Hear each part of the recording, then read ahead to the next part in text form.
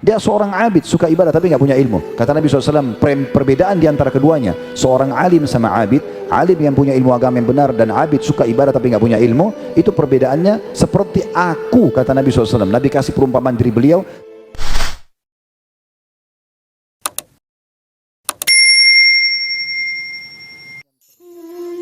Ini adalah perbuatan dan kegiatan yang paling mulia di muka bumi.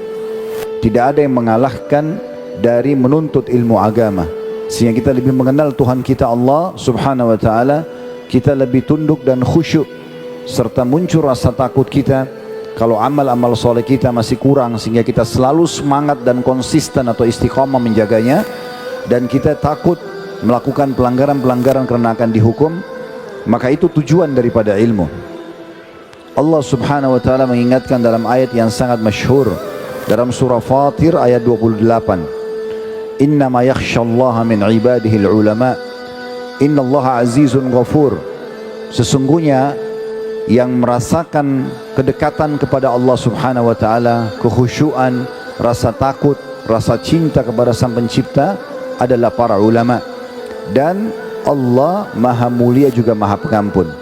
Tidak mungkin kita sampai pada level ulama yang sangat dekat dengan Allah Azza wa Jal, yang sangat takut dengan Allah, khusyuk dengan Allah, kecuali kita mulai dengan selalu menghadiri majelis ilmu. Baik itu dengan cara majelis ilmu seperti ini, atau formal di kelas. Dari mulai SD atau ibtidaiyah, thanawiyah, aliyah, sampai ke kuliah. Semua itu adalah cara agar kita sampai kepada level ulama. Dan tidak ada orang yang dilahirkan dalam kondisi alim. Semuanya harus melalui proses belajar. Dan dalam Islam tidak ada kata cukup untuk belajar. Abu Yusuf rahimahullah, seorang murid Abu Hanifah, beliau pernah berselisih pendapat dengan salah satu sahabatnya tentang salah satu hukum dalam bab warisan.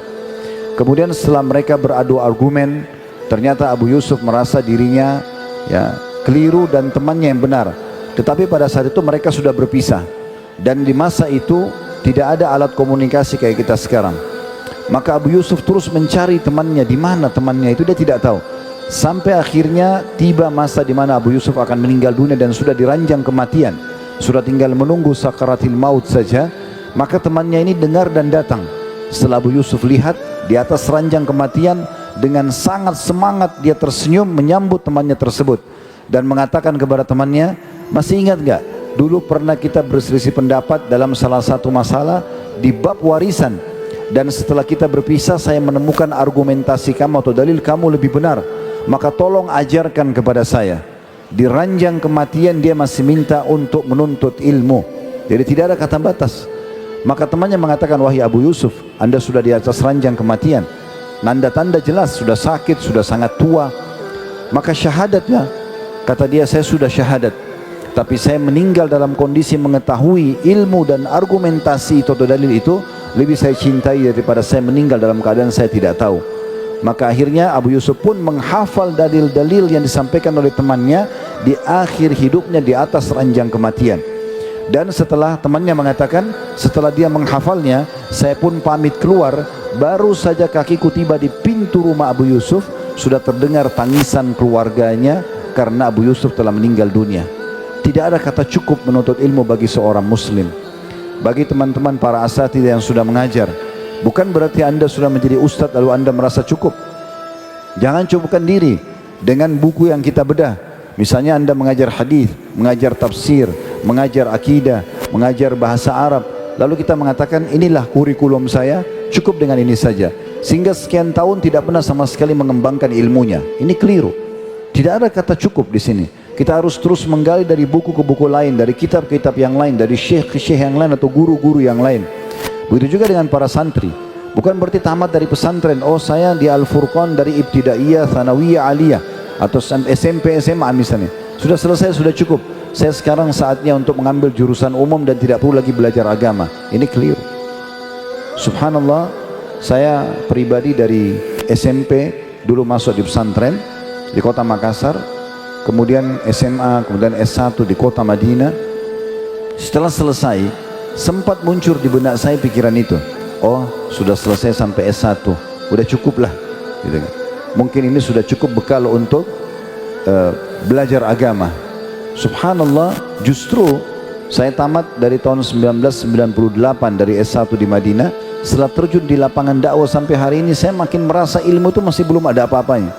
Masih saja setiap kali mau isi tabligh akbar, ceramah, masih harus murajaah, masih harus menambah perkataan-perkataan para ulama, dan masih banyak setelah belasan tahun atau sudah mungkin di angka 20 tahun lebih kami tamat dari S1, itu masih saja saya merasa ada saja perkataan para ulama salaf, ada saja di antara penjelasan dan penjabaran para ulama tafsir tentang ayat Al-Quran, tentang hadis-hadis Nabi SAW yang belum kami ketahui. Oleh karena itu jangan pernah merasa cukup dan puas dengan apa yang dimiliki, tapi terus belajar sampai kita meninggal dunia. Siapapun teman-teman sekalian yang diberikan ilmu agama ini, diberikan kesempatan kayak sekarang, duduk di majelis seperti ini, ya, baik itu pendatang dari luar pesantren ataupun dari ma'had pesantren ini, santri ataupun ustadz, itu berarti Allah menginginkan kebaikan buat kita. Allah akan memberikan hikmah atau pemahaman ilmu agama ini kepada siapapun yang ia cintai. Dan orang yang mendapatkan ilmu itu walaupun sesaat dia dengarkan, itu sebuah karunia yang sangat luar biasa.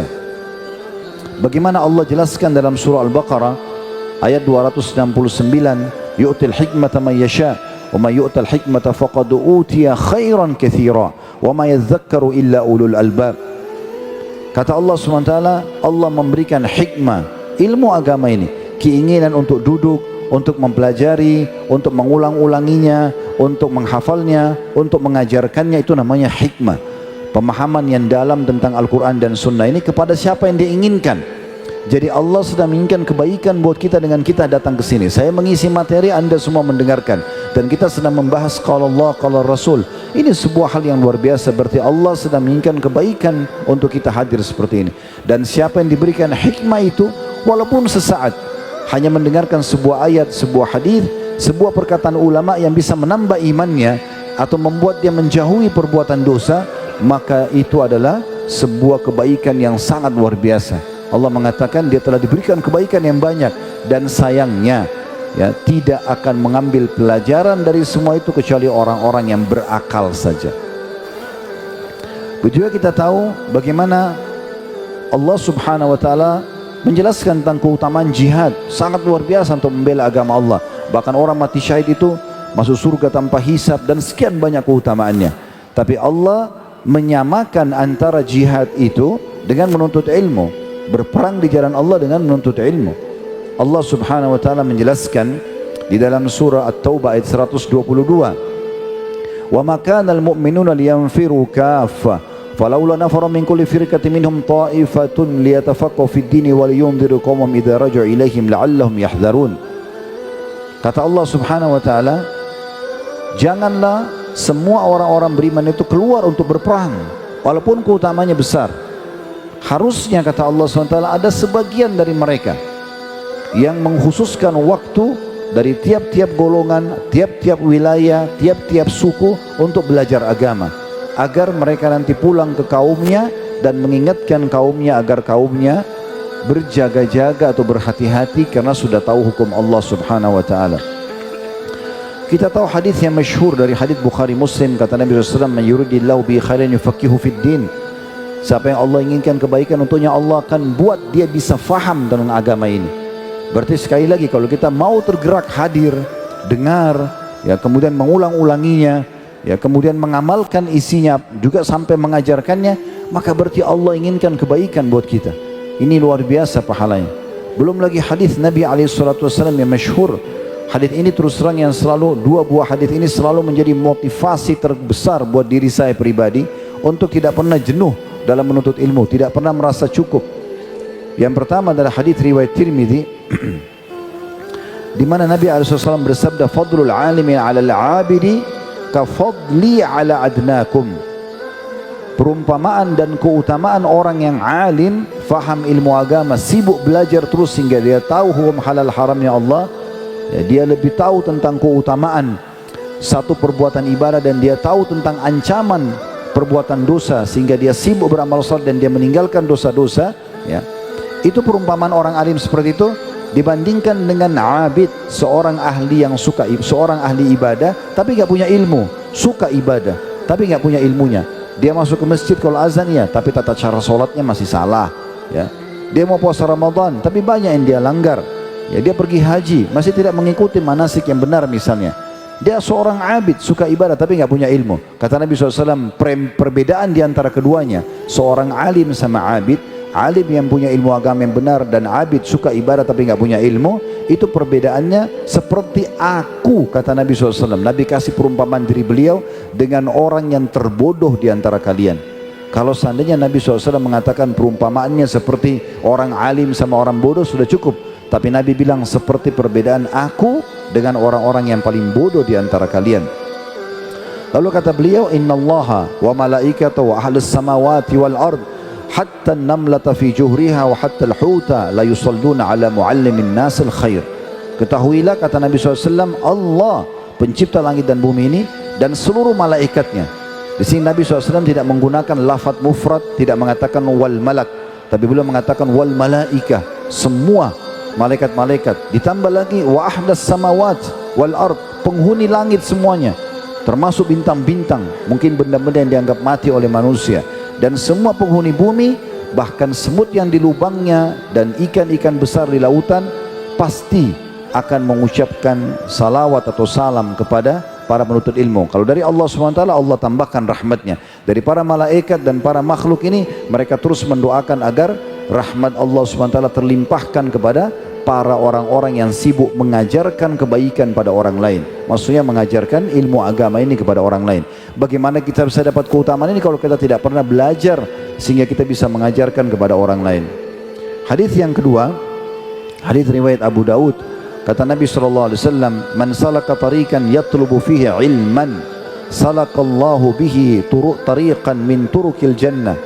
Barang siapa yang menempuh salah satu jalan dari jalan-jalan menuntut ilmu, misalnya kayak formal di pesantren begini sekolah, atau ustadznya yang mengajar atau ustazahnya yang mengajarkan, dia belajar, dia mengulangi lagi muraja ilmu yang pernah dia tahu lalu dia ajarkan kepada orang lain, atau teman-teman yang bukan juga formal datang khusus mendengarkan pengajian misalnya.